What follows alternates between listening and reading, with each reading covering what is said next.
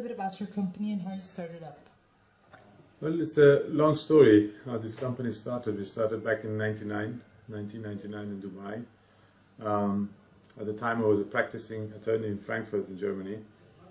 And the way the company started is three partners got together in order to set up a large manufacturing facility for toner cartridges, the first of its kind in the Middle East. So our story was that we had an agreement with a large German factory to produce outsource for them. So it was a very novel concept to the region and for us. We were three partners, one from the industry, one local Emirati partner who was engaged in various industries, and myself as an attorney. So that's how German Imaging Technologies was founded back in 1999. What made you choose this kind of business or industry? For me, I kind of slipped into, because as mentioned earlier, I was practicing as an attorney, and one of the co-founders who was from the industry, specific industry, was my client. And I introduced him to the concept of establishing this business in the UAE, and we did several business trips to Dubai to look at various locations and sites, and we decided to set up the venture here for him and his local industrial partner to be, who I knew from previous history. Both of them then approached me and said, we would like you to join as well in this business.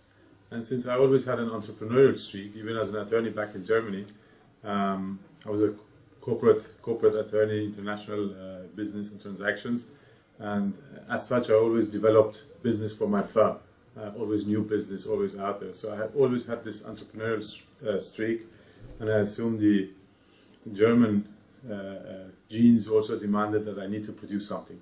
That's always was an affinity of mine. I always wanted to produce something. So when this concept came and this idea came, and the other two co-founders asked me to join, I found the idea very attractive. I always loved Dubai, believed in Dubai and its future. I loved producing something, and I love to step into entrepreneurship versus advising others how to do their business. And I thought it's the right time that I do the business myself. In every business there are challenges. What are the challenges you faced in your business?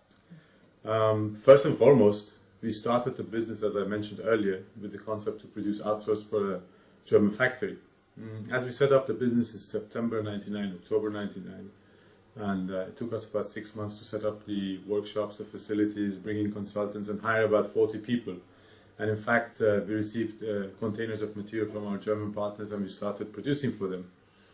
I recall we launched 11,000 units of our products, the toner cartridges, through the factory in the first months of production, March, April 2000. And as life is, the German factory went into bankruptcy procedures.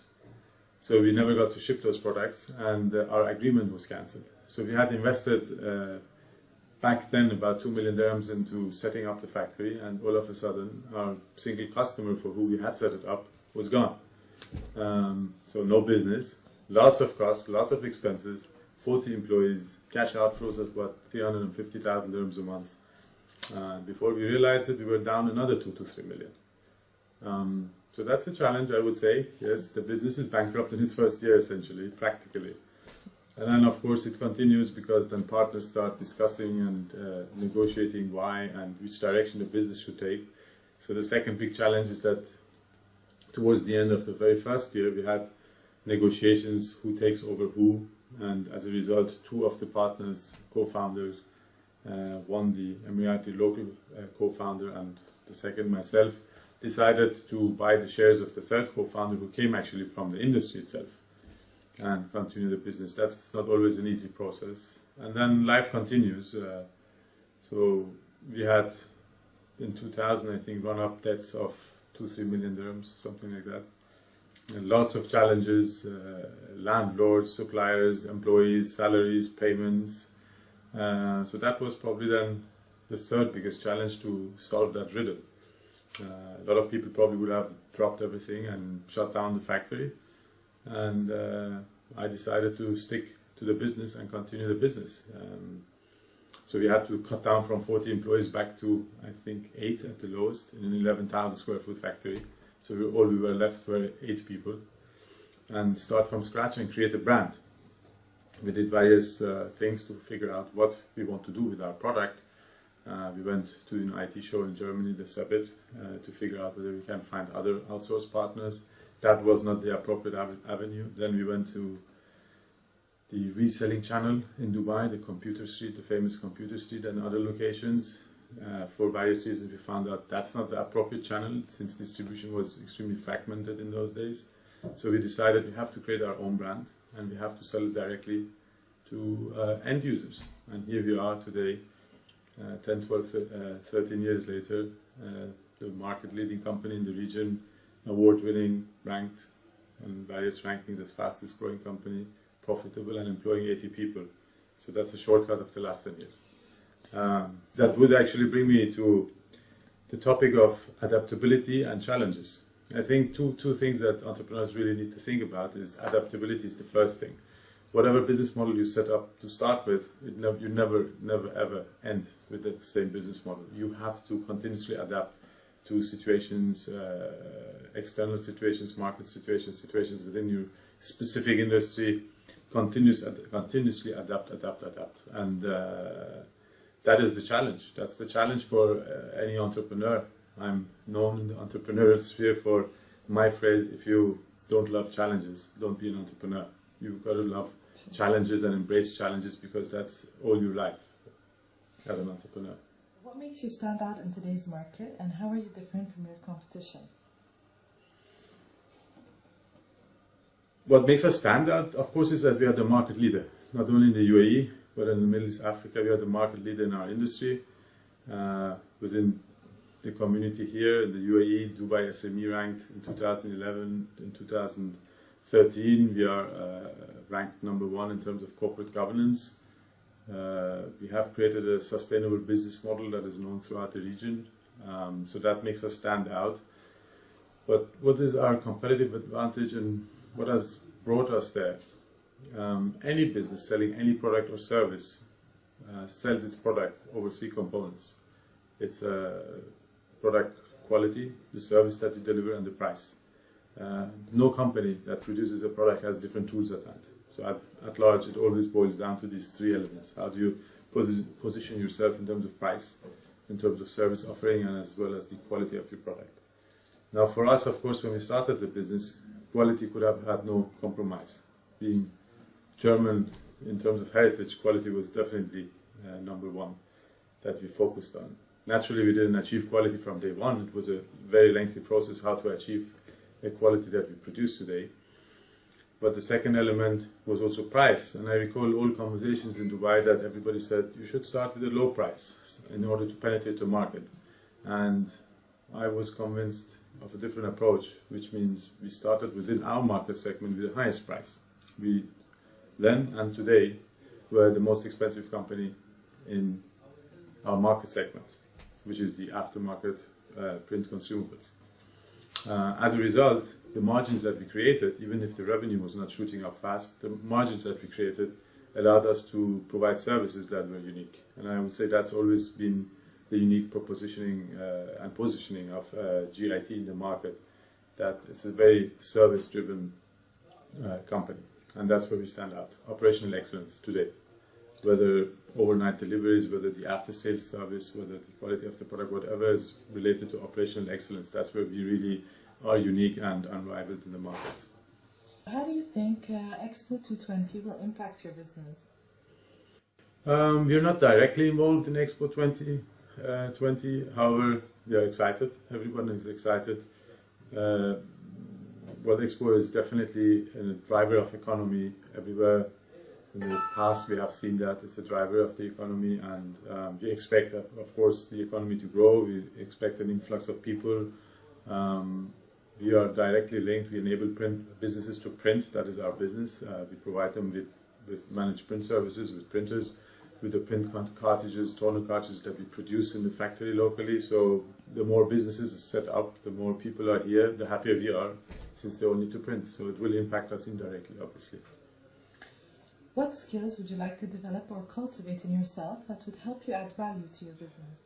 I think the list is too long. I'm always hungry for skills and knowledge, and I try to read wherever I can.